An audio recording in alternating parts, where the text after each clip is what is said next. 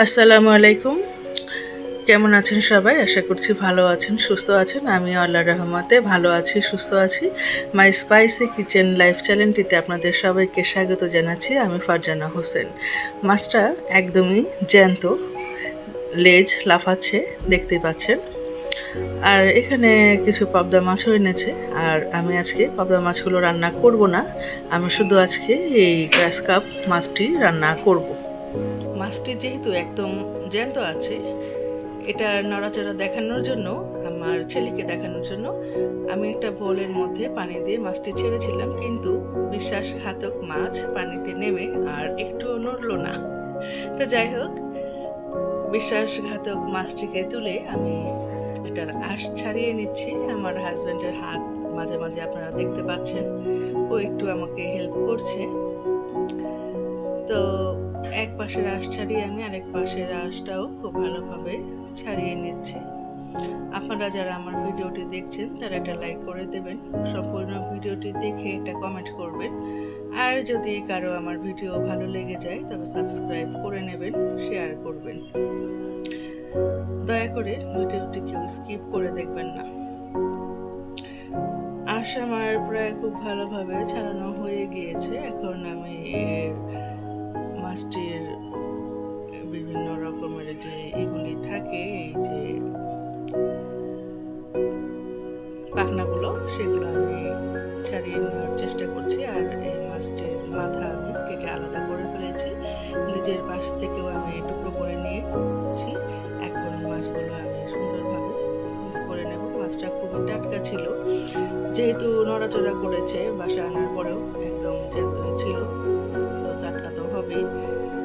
আর এখন আমি মাছটা সুন্দরভাবে আমার পছন্দ মতো, প্রয়োজন মতো পিস করে নিচ্ছি।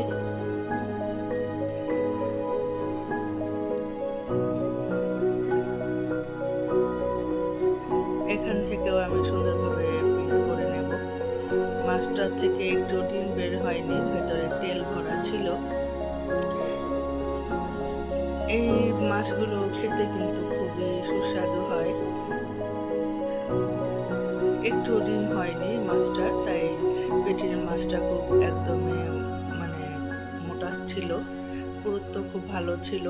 আর মাছটা খেতেও কিন্তু খুব মজা ছিল। আমি এটা রান্না করে খাওয়ার পর ভয়েস ওভার করেছি, সেজন্য বলতে পারছি খুবই সুস্বাদু ছিল এই মাছটি। এরকম টাটকা মাছ বাজার থেকে কিনে এনে যদি রান্না করে খান তবে অবশ্যই আমার সাথে একমত হবেন যে মাছটি সত্যি খুবই সুস্বাদু হয়। আর আমরা তো খুব একটা মাছ ভেজে রান্না করে খাওয়াটা পছন্দ করি না। আমরা চেষ্টা করি, পুরা বাংলাদেশের যারা যারা আমরা আছি, বাংলাদেশের মানুষেরা, আমরা কিন্তু কাঁচা মাছটাই ভুনা করি বা রান্না করার চেষ্টা করি এটার স্বাদটা পাওয়ার জন্য। আর যখন আমরা মাছটাকে ভেজে ভুনা করি বা রান্না করি তখন কিন্তু মাছের সেই স্বাদটা ঠিক আমরা পাই না আসলে। আর কাঁচা মাছ রান্না করে খাওয়ার জন্য অবশ্যই মাছটা টাটকা হওয়াটা খুবই জরুরি। তো কথা বলতে বলতে আমি মাছটা প্রায় সম্পূর্ণভাবেই কেটে নিয়েছি। এখন মাছটাকে সুন্দরভাবে আমি ধুয়ে নেব।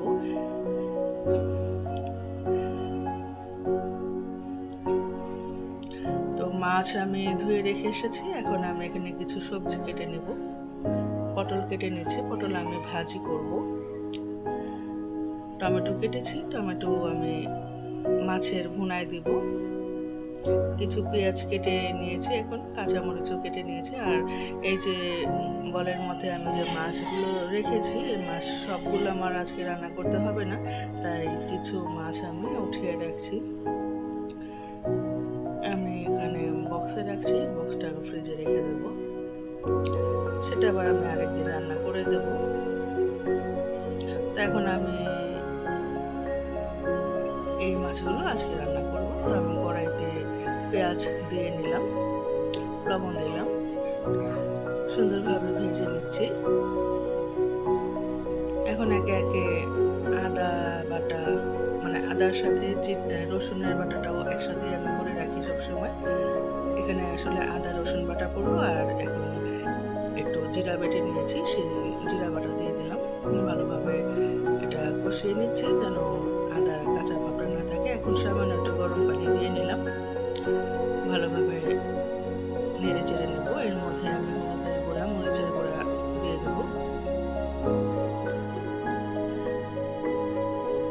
ভালোভাবে মশলাটা কষিয়ে নিচ্ছি।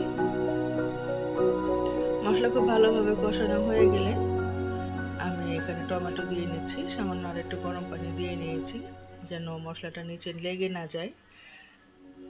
এখন এখানে আমি মাছগুলো দিয়ে দেব। মাছ আর টমেটো একসাথেই সেদ্ধ হয়ে যাবে।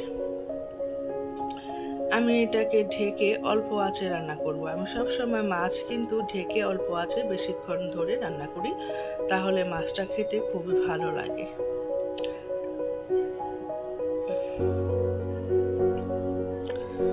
নেড়ে চেড়ে মোটামুটি আমি মশলার সাথে ভালো করে মিশিয়ে নিয়েছি। দিয়ে দিলাম কাঁচামরিচ। এখন সামান্য একটু গরম পানি দিয়ে নেব, দিয়ে আমি মাছটা ঢাকা দিয়ে রাখবো। এটা আস্তে আস্তে হতে থাকবে।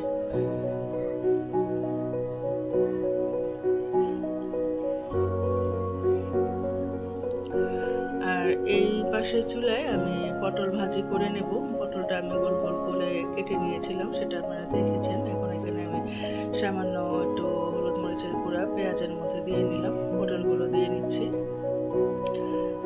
কাঁচামরিচও দিয়ে নিয়েছি। এখন আমি এটাকে সুন্দরভাবে ভাজি করে নেব। এই পটল ভাজিটা খেতেও কিন্তু খুব ভালোই লাগে গরম ভাতে।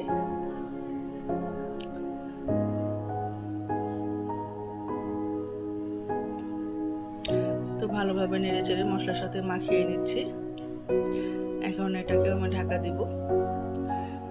কিছুক্ষণ পরে আমি ঢাকা খুলে দেখি এটা এরকম হয়েছে। তো এটাকে আবার একটু নেড়ে চেড়ে দিয়ে ঢাকা দিয়ে দিলাম। তো শেষ পর্যায়ে এটা এরকম হয়েছে।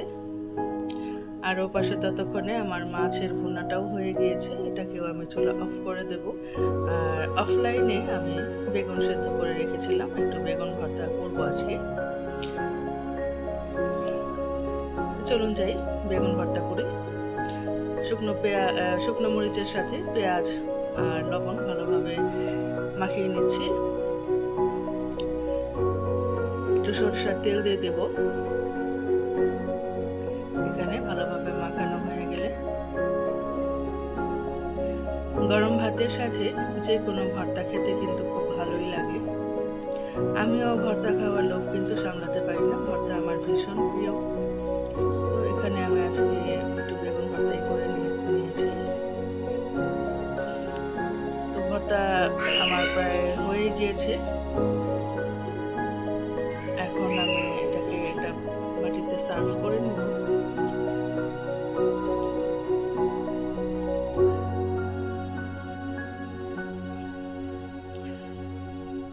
এটা হচ্ছে পটল ভাজি, আমি বাটিতে করে নিয়ে এসেছি টেবিলে। এখন আপনাদেরকে আমি একটা প্লেটে সার্ভ করে দেখাই। ভাত, বেগুন ভর্তা, পটল ভাজি আর মাছের ভুনা। এই ছিল আমার আজকের ভিডিও। খুদা হাফেজ।